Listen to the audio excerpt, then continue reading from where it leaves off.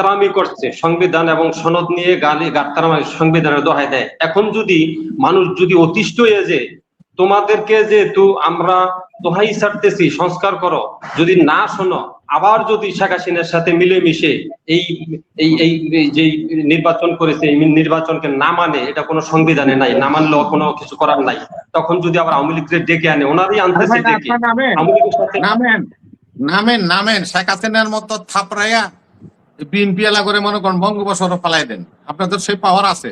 এগুলা তো ব্যাখ্যা করার বিষয় না, আমরা প্রশ্ন থাকলে প্রশ্ন করি। ভাই এবং সকল অতিথিবৃন্দ, আমরা রেফারেন্ডামের আগে ইতিপূর্বে 3টা হয়েছে, 1977 সালে, 1985 সালে এবং 1977 সালে, 1975 সালে এবং 2025 সাল 26 সালে যেটা হলো, মোট 4টা রেফারেন্ডাম হয়েছে গণভোট। এর মধ্যে আমাদের জিয়াউর রহমান সাহেব 1977 সালে একটা করেছে, দ্বিতীয়টা হয়েছে এরশাদের আমল, সেটা বিতর্কিত, তৃতীয়টা হয়েছে আমাদের ম্যাডাম জিয়ার আমলে। এটা হচ্ছে রাষ্ট্রপতি শাসন থেকে প্রধানমন্ত্রী শাসন ফিরিয়ে আনা। এটা রাষ্ট্রপতি সংবিধানের 142 একের দ্বারা বলা আছে যে রাষ্ট্রপতি চাইলে সংশোধিত বিল জনমত যাচাইয়ের জন্য গণভোট আয়োজন করতে পারে। আমরা সেটা 26 সালে পরিপ্রেক্ষিতে গণভোট আয়োজন হয়েছে এবং জনগণ 69% প্রায় জনমত দিয়েছে গণভোটের পক্ষে। কিন্তু এটা বিএনপি মনে হয় কোথাও ভুল করতেছে, এটা নির্দ্বিধায় মেনে নেওয়া দরকার, আমার এটা মতামত। ধন্যবাদ। ধন্যবাদ। আসসালামু আলাইকুম, ধন্যবাদ মনির ভাইকে আমাকে সংযুক্ত করার জন্য।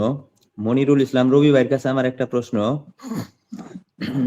গণভোটে জনগণ 69% ভোট দিছে, কিন্তু আজকে দেখলাম আপনাদের স্বরাষ্ট্রমন্ত্রী সালাউদ্দিন সাহেব বলল যে গণভোট আমি নিজেই বুঝি নাই। 1 ঘন্টা 2 ঘন্টা হ্যাঁ, সালাউদ্দিন আহমেদ, সে বলতেছে যে গণভোটে কি আছে এটা আমি 1.5 ঘন্টা 2 ঘন্টা পইরা বুঝি নাই, আর সাধারণ মানুষ কি বুঝছে ওটা না বুঝাই দিছে। আচ্ছা, না বুঝা দিছে, এই জন্য সে এটা গণভোটের যে একটা প্রশ্ন ছিল, সেই প্রশ্নটা পড়তে ওনার 3 ঘন্টা সময় লাগছে, বুঝছেন না? পড়তে 3 ঘন্টা সময় লাগছে এবং জনগণ এটা তারই যদি 3 ঘন্টা পাচ্ছেন কিনা ওইটা অনেক। স্বরাষ্ট্রমন্ত্রী যদি 3 ঘন্টা সময় লাগে, আমরা সাধারণ মানুষ তো এটা কিছুই বুঝবো না। আর দ্বিতীয় আর একটা প্রশ্ন মনিরুল ইসলাম রবি ভাইয়ের কাছে। আজকে সংসদের দ্বিতীয় অধিবেশন শুনলাম, যে পুরাটাই শুনছি। তারপর জামাতের আমির যখন বক্তব্য দিল, স্পিকার সাহেব বলল কি যে সংসদে দেখে দেখে বক্তব্য দেওয়া যাবে না। আমাদের প্রধানমন্ত্রী তারেক রহমানও তো দেখলাম দেখে দেখেই বক্তব্য দিতেছে, সাদা একটা পেজে লেখা। তাহলে ওইটা কি সমীচীন? এটা তো স্পিকার বলতে পারবে, রবিবার বলতে পারবে না, স্পিকারের কাছে তো প্রশ্ন, রবিবার মাধ্যমে স্পিকারের কাছে প্রশ্ন পৌঁছিয়ে দিলাম যে এটা তারেক রহমান দেখে দেখে বক্তব্য দিতে পারবে, কিন্তু ইসলামী আন্দোলনের নেতা সে দেখে দেখে বক্তব্য দিতে পারবে না।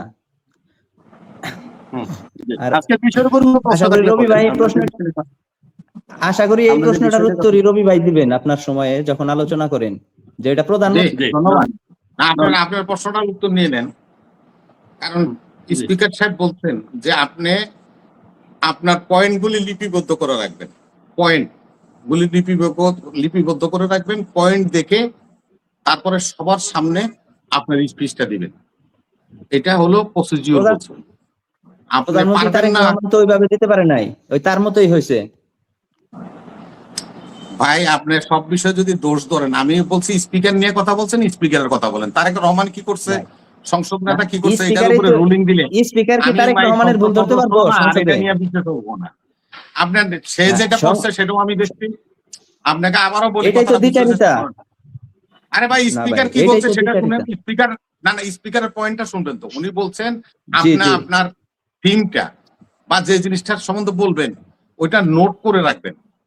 ওই নোটটা, ওই পয়েন্টটা নোট করে রাখবেন, দেখবেন, দেখে আপনার যে পয়েন্টের উপরে যে ব্যাখ্যাটা সেটা সংসদে সবার সামনে উপস্থাপন করবেন, সবার দিকে তাকায়। কিন্তু সর্বোপরি রবি ভাই, আপনি যেটাই মনে করেন, শেখ হাসিনার 17 বছরে ভয়ঙ্কর হয়েছিল, আপনারা এই 1 মাসে শেখ হাসিনার থেকে ভয়ঙ্কর হয়ে যাইতেছে। মনির ভাই, আমি কিন্তু এগুলো তো অভ্যস্ত না ভাই, আপনার বারবার এগুলি করেন। উনি প্রশ্ন করতে উত্তর দিছি, যদি ওনার সন্তুষ্টি হইলো না হইলো এটা তার আমার বিষয় না। আমি যতটুকু দেখেছি আমি ততটুকু, এটা উনি সন্তুষ্ট হতে পারে না। ডিস্টার্ব করবেন, এরকম ডিস্টার্ব করা ঠিক না। আসসালামু আলাইকুম সম্মানিত সঞ্চালক ভাই, অতিথিবৃন্দ, বিশ্বের যে যেখান থেকে দেখছেন শুনবেন।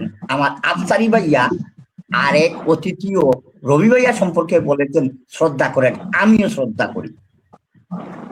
আমি রবি ভাইয়াকে কোনদিন সরাসরি প্রশ্ন করি নাই, কিন্তু আলোচনার সাথে করতে হচ্ছে। আপনি বললেন যে সালাউদ্দিন বলেছে যে অক্ষরে অক্ষরে জুলাই সনদ পালন করবেন।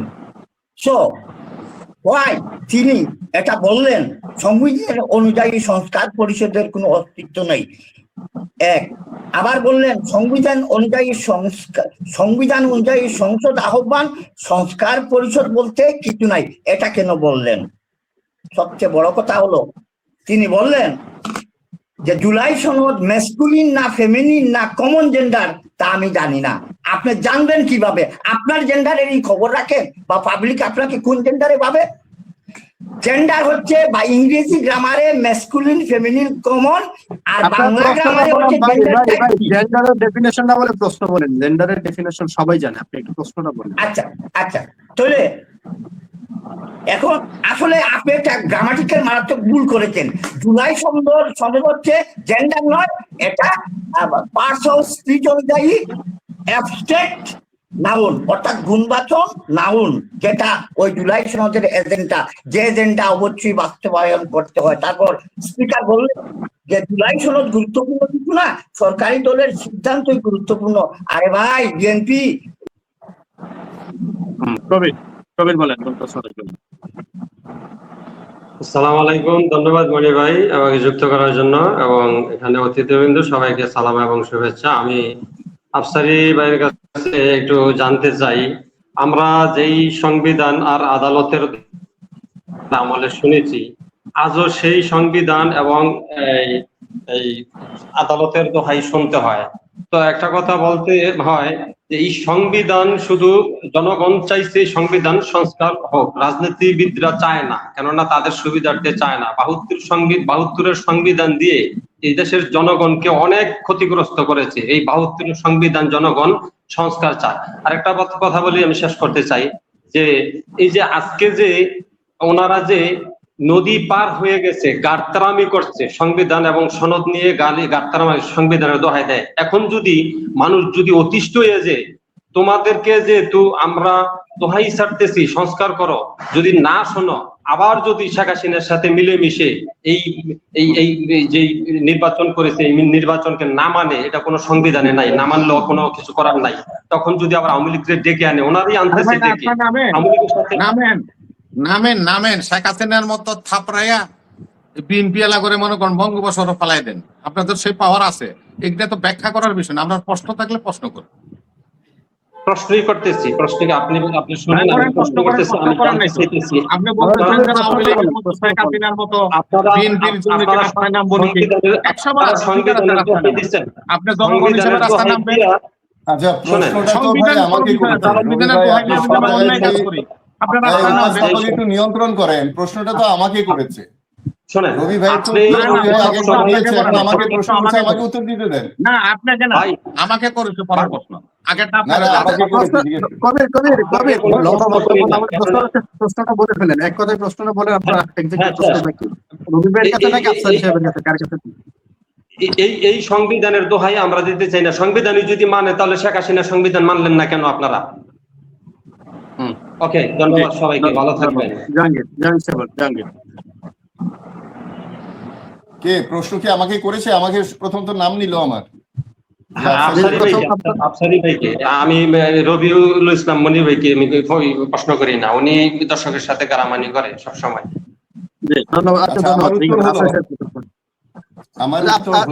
আপনার সময়টা একটু বলেন, আমি বাকি একজন দর্শক আছে তার প্রশ্ন করি। কেন আপনি রবি ভাইকে, তাহলে আমি চলে যাই, রবি ভাইকে সাথে সাথে দিয়ে দেন, আর আমি সরকারি দলে যাইতে পারি না, দিয়ে আমার সাথে সাথে দিবেন না কথা বলতে। রবি ভাই তো আমি যেটা পছন্দ করি না, আমি এর আগেও বলেছি যে আপনি, এটা তো বিতর্ক অনুষ্ঠান না যে সাথে সাথে উত্তর দিতে হবে।